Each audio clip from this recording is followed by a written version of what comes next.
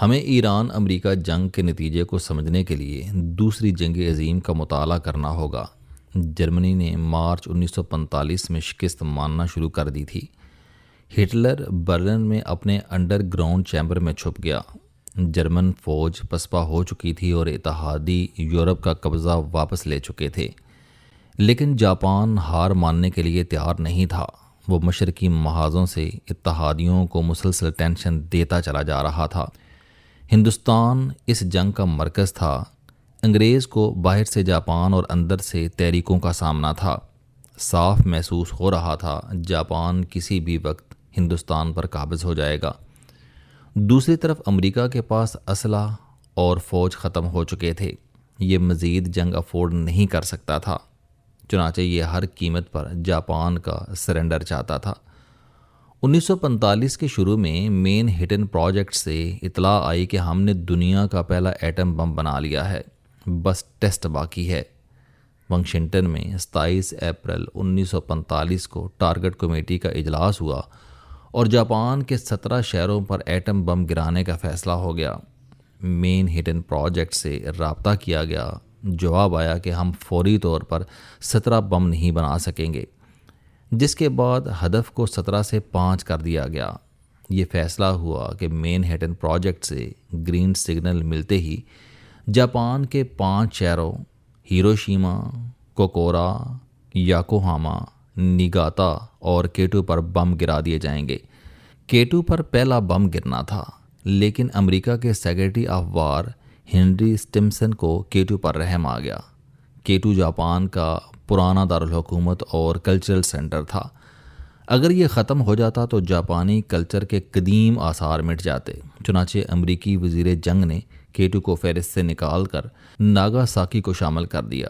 امریکہ نے اس کے بعد جاپان کو سمجھانا شروع کیا۔ یہ اسے ایٹم بم کے بارے میں بتاتا رہا، لیکن جاپان کو اپنی فتح کا یقین تھا۔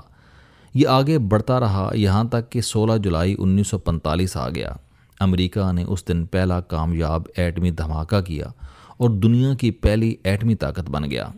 امریکہ نے اس کے بعد اپنے جوہری بم کیٹو سے 1500 کلومیٹر کے فاصلے پر موجود اپنے جزیرے تنین پر شفٹ کیے اور حملے کی تیاریاں شروع کر دیں۔ ہیروشیما ان کا پہلا ٹارگٹ تھا۔ 6 اگست 1945 کی صبح ہیروشیما پر پہلا ایٹم بم گرا دیا گیا۔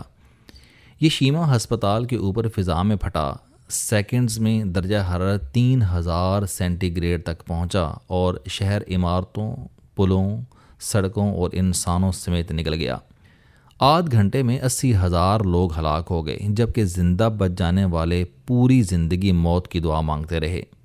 جاپان کو اس کے بعد دوبارہ سرنڈر کی دعوت دی گئی، لیکن جاپانیوں نے خون کے آخری قطرے اور آخری گولی تک لڑنے کا اعلان کر دیا۔ چنانچہ امریکہ نے 3 دن بعد 9 اگست کو ناگاساکی پر دوسرا ایٹم بم گرا دیا۔ 75,000 لوگ پہلے منٹ میں ہلاک ہو گئے، جبکہ پورا شہر راکھ کا ڈھیر بن گیا۔ جاپان کو صورتحال کی نزاکت کا اندازہ ہو گیا۔ اس نے فوراً ہتھیار ڈالنے کا اعلان کر دیا۔ 15 اگست 1945 کو سرنڈر کے ڈاکومنٹس پر دستخط ہوئے اور یوں دوسری عالمی جنگ ختم ہو گئی۔ ہم اگر آج جنگ عظیم دوم کے آخری لمحات کا تجزیہ کریں تو ہم امریکی ٹیکنالوجی اور جاپان کے جذبہ حریت کی داد دیں گے۔ ہم تسلیم کریں گے کہ جاپان نے جنگ لڑ کر دکھا دی اور امریکہ نے پوری دنیا سے اپنی ٹیکنالوجی کی قوت منوا لی، لہٰذا دونوں جیت گئے۔ لیکن اس جیت پر ہیروشیما اور ناگاساکی کے 2.5 لاکھ لوگ قربان ہو گئے۔ ان بیچاروں کا کیا قصور تھا؟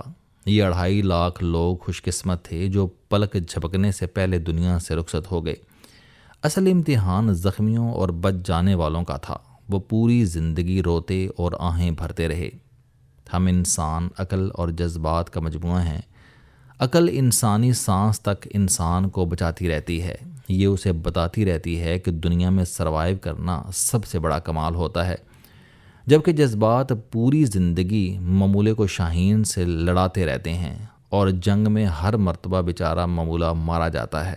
ہمیں یہ بھی ماننا ہوگا کہ طاقتور لوگوں اور بڑے ملکوں کی انا بھی بڑی اور طاقتور ہوتی ہے۔ یہ جب زخمی ہوتی ہے تو پھر یہ درندے بن جاتے ہیں۔ یہ ڈائنوسار کی طرح چھوٹے جانوروں کو پاؤں تلے کچل دیتے ہیں۔ امریکہ نے 1945 عیسوی میں یہی کیا تھا۔ اسے جب محسوس ہوا کہ اس کے پاس ہتھیار، بارود اور جوان کم پڑ گئے ہیں تو اس نے ڈائنوسار کی طرح چھوٹے جانور پر پاؤں رکھ دیا، اور اسے یہ کرتے ہوئے یعنی شرف انسانیت سے نیچے آتے ہوئے چند منٹ لگے۔ اللہ معاف کرے، میرے منہ میں خاک، 2026 میں بھی یہی ہوگا۔ امریکہ نے 250 سال لگا کر خود کو ٹیکنالوجی، طاقت اور رسائی میں سپر پاور بنایا ہے۔ یہ دوسری جنگ عظیم کے بعد سے دنیا کو مسلسل پیغام دے رہا ہے، آپ خواہ قدرتی وسائل میں گلف ہو جائیں، فوج اور ایریا کے لحاظ سے روس بن جائیں، سویلائزیشن، ایجوکیشن اور اسٹیبلٹی میں خواہ یورپ ہو جائیں، یا پروڈکشن اور ٹیکنالوجی میں چین ہو جائیں، لیکن آپ میرا مقابلہ نہیں کر سکتے۔ جنگل کا ہاتھی صرف میں ہوں۔ لیکن پھر اچانک ایران جیسا کمزور ملک اس کے سامنے کھڑا ہو جائے اور اس کی طاقت کو چیلنج کر دے تو پھر ڈائنوسار کیا کرے گا؟ آپ اگر ڈونلڈ ٹرمپ ہوں تو آپ کیا کریں گے؟ یا آپ کا نام اگر امریکہ ہو تو آپ کا کیا ایکشن ہوگا؟ آپ بے شک جواب نہ دیں، لیکن پاکستان پچھلے 2 ہفتوں سے مسلسل یہ جواب دے رہا ہے۔ ہم نے افغانستان کو بار بار سمجھایا، یہ باز نہ آیا تو پھر ہم نے کیا کیا؟ ہم نے افغانستان پر حملہ کر دیا، اور ہم مسلسل حملے کر رہے ہیں۔ کیوں؟ کیونکہ افغانستان جیسا کمزور اور پسماندہ ملک دنیا کی واحد اسلامی نیوکلیر پاور کو مسلسل دھمکا رہا تھا۔ ہم یہ بے عزتی برداشت نہ کر سکے اور افغانستان میں گھس گئے۔ اگلا سوال یہ ہے کہ طالبان اگر اس کے باوجود سرنڈر نہیں کرتے، یہ بعد نہیں آتے، تو کیا ہم چپ چاپ برداشت کریں گے؟ بالکل نہیں۔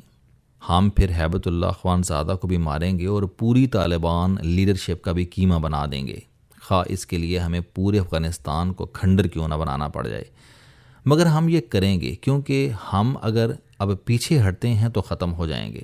انڈیا اور طالبان پھر ہمارا بھرکس نکال دیں گے۔ امریکہ کی پوزیشن بھی یہی ہے۔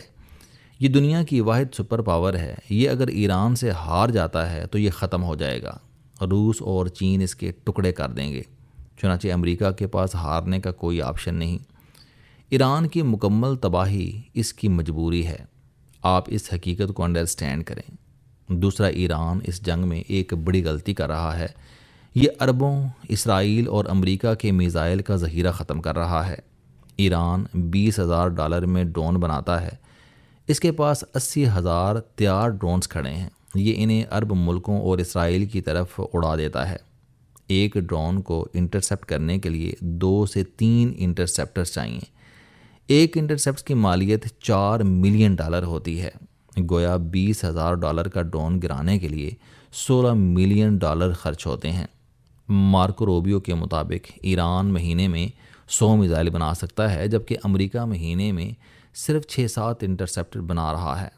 دوسرا، ایران کے پاس 4 جنریشن کے میزائل ہیں۔ یہ ابھی صرف جنریشن 1 اور 2 کے میزائل داغ رہا ہے، تاکہ اسرائیل، امریکہ اور عربوں کے میزائلوں کا ذخیرہ انٹرسیپٹس کے دوران ختم ہو جائے۔ یہ اس کے بعد جنریشن 3 اور 4 کے میزائل استعمال کرے گا اور گلف اور اسرائیل کو قبرستان بنا دے گا۔ یہ جذباتی لحاظ سے بہت شاندار تکنیک ہے۔ ہمیں ایران کو داد دینی چاہیے، لیکن یہ عقلی لحاظ سے انتہائی خطرناک ہے۔ کیوں؟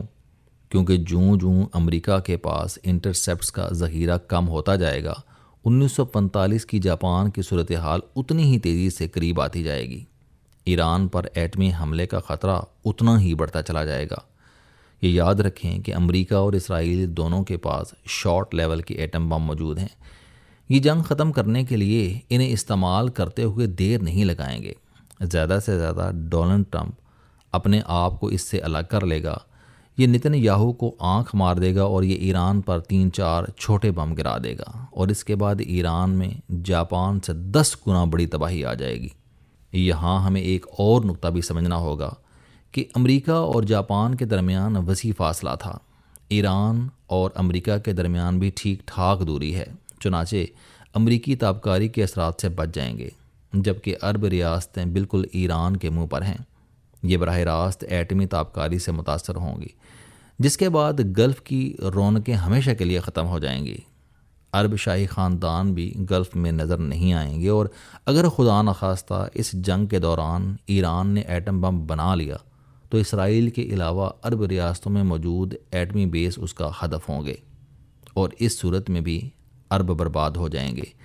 چنانچہ اس جنگ میں ایران جیتے یا امریکہ، نتیجہ اسلامی دنیا کے خلاف ہی نکلے گا، یہ ختم ہو جائے گی۔ جنگ کے بعد اگر امریکہ اور اسرائیل کامیاب ہو جاتے ہیں تو پورے عالم اسلام کو اسرائیل کو تسلیم کرنا پڑے گا۔ اسرائیل کو گریٹر اسرائیل بنتے دیر نہیں لگے گی اور یہ ہمیں چن چن کر مارے گا۔ اور اگر ایران کامیاب ہو جاتا ہے تو پورا عرب قبرستان بن جائے گا اور عراق سے لے کر عمان تک راکھ ہی راکھ نظر آئے گی۔ لہٰذا ہمارے پاس بچاؤ کا صرف ایک ہی راستہ ہے کہ پورا عالم اسلام اکٹھا ہو، ایران کو سمجھائے، یہ امریکہ کو فیس سیونگ دے۔ امریکہ جیت کے ڈنکے بجائے، ڈونلڈ ٹرمپ خود کو پیس کا چیمپئن ڈکلیئر کرے اور یہ جنگ فوراً بند ہو جائے۔ عالم اسلام اس کے بعد خاموشی سے نتن یاہو اور ڈونلڈ ٹرمپ کے جانے کا انتظار کرے۔ یہ دونوں اپنے آپ کے لیے کافی ہیں۔ اسرائیل نتن یاہو سے شدید نفرت کرتا ہے، جبکہ ڈونلڈ ٹرمپ امریکہ میں اکیلا ہو چکا ہے۔ امریکی نظام تیزی سے اس کے خلاف کھڑا ہو رہا ہے۔ ان دونوں کو جنگیں بچا رہی ہیں۔ یہ جان بوجھ کر جنگ چھیڑ لیتے ہیں تاکہ عوام کی توجہ بٹی رہے۔ ایران کی خاموشی کے بعد یہ اپنے عوام کا ہدف بن جائیں گے۔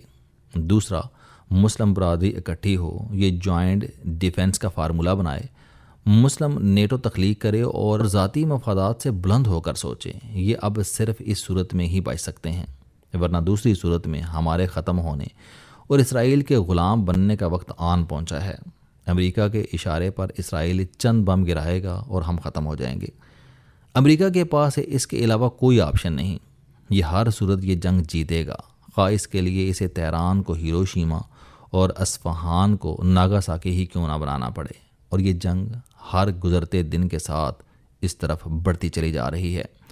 چنانچہ زیادہ بغلیں نہ بجائیں، عقل کو ہاتھ ماریں اور اپنے انجام پر توجہ دیں۔ دوسرا، سعودی عرب نے جون میں ہمارے ساتھ دفاعی معاہدہ کیا تھا۔